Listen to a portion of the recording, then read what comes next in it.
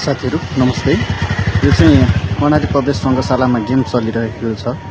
Game चलिरहेकै गर्दाखेरि यतापट्टिको बारबाट चाहिँ बारै नागेर हाम्रा युवा युवती दिदीबहिनी दाजुभाइहरू चाहिँ बारै नागेर बाहिर निस्किन खोज्दै हुनुहुन्छ। यो चाहिँ सिभिक सेन्सको कमीले गर्दा पनि हो जस्तो लाग्छ।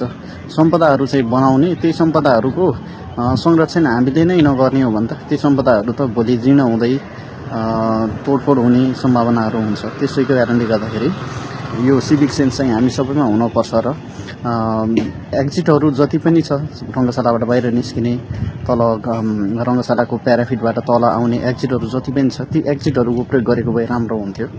यसरी चाहिँ यहाँ बाह्रै नाग्नुपर्ने अवस्था चाहिँ नआएको भए बाह्रै नाग्नुपर्ने चाहिँ नगरेको भए राम्रो हुन्थ्यो भन्ने मलाई लाग्छ। तपाईँहरूको प्रतिक्रिया कमेन्टमा दिनुहोला। धन्यवाद।